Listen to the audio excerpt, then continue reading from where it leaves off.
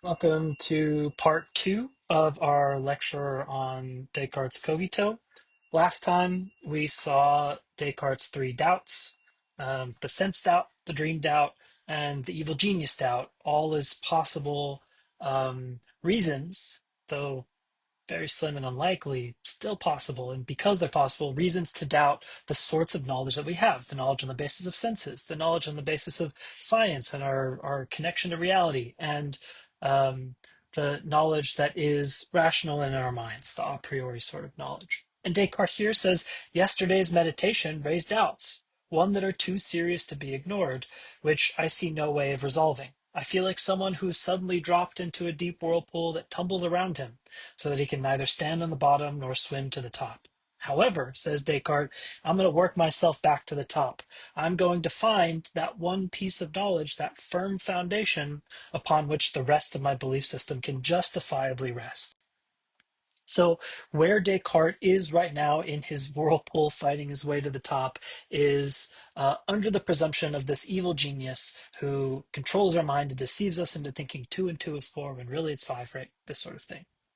But what Descartes realizes is cogito, I think, ergo, therefore, sum, I am. Now, uh, for the reading that we did today, it's a translation from the French. Descartes wrote his meditations in French and in Latin, and the cogito ergo sum appears in the Latin. In the French, it's I think I am, I exist.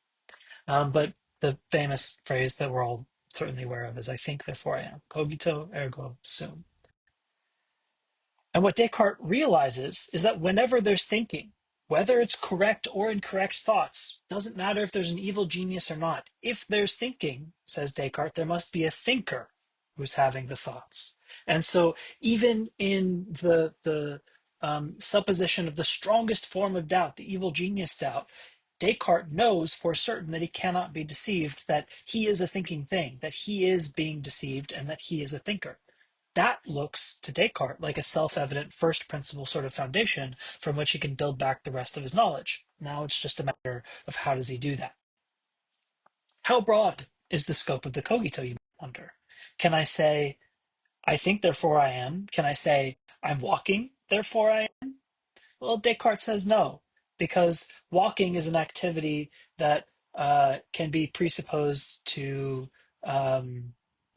be fit for a dream, and it may not be a part of actual life. Thinking seems to be uh, immune from the dreaming doubt. But what about Descartes is thinking, therefore Descartes exists? Or Ed Sheeran is thinking, therefore Ed Sheeran exists? Can we use the cogito to prove other people's existence? Um, the problem here is that we can't be certain of others' thinking, we can only be certain of our own. So not only does Descartes need to build back all of scientific knowledge and belief on the basis of the cogito, he also needs to build back a theory of other minds. So the cogito at this stage of Descartes' meditations is an entirely private affair. So Descartes says, okay, I know that I'm a thinking thing. I am, I exist is necessarily true whenever I put it forward or it's conceived in my mind. But I do not yet have sufficient understanding of what this I is that now necessarily exists. So I have to be careful about not attributing the wrong properties or saying the I is something that I don't have good reason to think that it is. Now, we've done a lot of work in coming to understand different conceptions of identity. Descartes is sort of working from the bottom up rather than starting with identity and saying, what sort of thing is that? Descartes um, begins with nothing, finds an identity, and says, okay, how do I give it character? How do I give it a sense of what that sort of thinking thing might be? And it's in answering this question that Descartes gives us a theory of mind. But first, Descartes asks, am I human?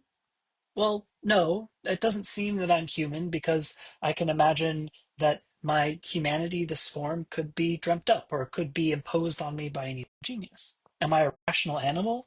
Well, it's a little hard to lock down what rationality is, and it doesn't seem that a definition of rationality follows from the fact that I'm a thinking thing. This might be a little too complex.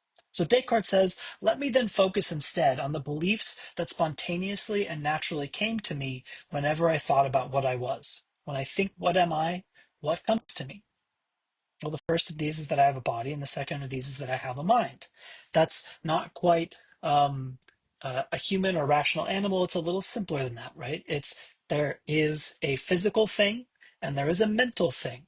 And so Descartes gives us the very first inklings of a kind of dualism, where Descartes is going to argue or tell us that there are two kinds of things. There's mental stuff and there's physical stuff. And that's what all of the world, all of existence is made of. It's either mental stuff or it's physical stuff. So the idea of substances or dualism is that there are two kinds of substance, and for Descartes, one of those is mental and the other is physical. Substance you can think of as the basic building blocks of existing entities. Now, an alternative to dualism is monism, which you might think there is no mental stuff, that all mental stuff is reducible to physical stuff, to brain states, which we'll look at next week with the JJC Smart reading.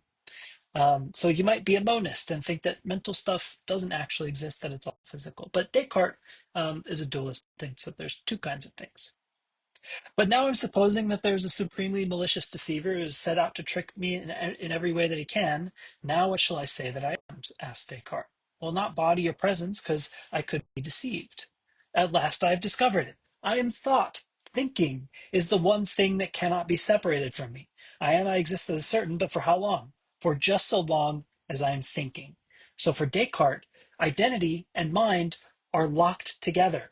Where there is thinking, there is a thinking thing, and the thing that thinks has a mental substance.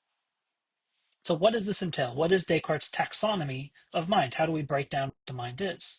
Am I what I imagine myself to be? Well, I can imagine myself to be any number of things. I might think of myself as a leprechaun or a unicorn or a human just like me, but with brown hair instead of blonde, right? There's a lot of things I can imagine myself to be. So it doesn't seem like the objects of my imagination. Um, However, I am a thinking thing that imagines. I am the activity of imagination. I am the thing that doubts or understands, affirms, denies, wants, refuses, imagines, and seems to perceive the world. Right. So what Descartes is saying is that the self, as the locus of mind, is full of mental activity.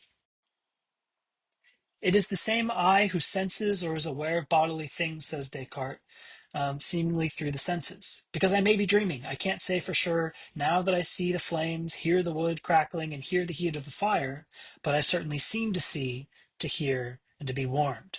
This is to say, I can't be sure of the physical part yet, but I can be sure of the mental part. This cannot be false, and what is called sensing is strictly just the seeming, and when sensing is understood in this restricted sense of the word, it too is simply thinking. So through thinking alone, Descartes is going to begin to derive certain facts about the body, and then from certain facts about the body to certain facts about the world, and from certain facts about the world, build back all of those good beliefs in mechanical science that he started out with, now hopefully without the mistaken possible ones, because everything is justified by that first firm foundation of the cogito ergo sum. So Descartes has a couple certain facts. Something can't come from nothing, and that he's a thinking thing. So using these certain facts, he's going to determine another certain fact about the way that non-mental substance, physical substance, works.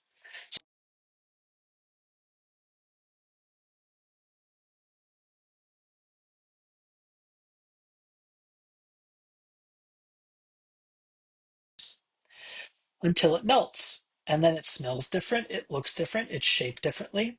And yet, by seeming alone, that is the seeming that occurs in the mind, the thinking kind of seeming, I know that the melted candle is the same as the unmelted candle. That even though it's changed all of its physical properties, that it's the same substance. But what exactly is this thing that I'm now imagining? Well, if we take away whatever doesn't belong to the wax, what is left is merely something extended, flexible, and changeable. And so Descartes says, look, my mind, which is a non physical substance, is able to discern the difference between the melted candle and the unmelted candle, as well as the sameness of the melted candle and the unmelted candle. And what remains the same is extension. So Descartes says, I know for certain that I'm a thinking thing and that body is an extended thing, that physical substance has extension. So the mind doesn't have extension. The mind has thoughts and mental activities, and the world has physical extension. And here we have a very rudimentary basic theory of mind that is mental activity distinguished from physical extension.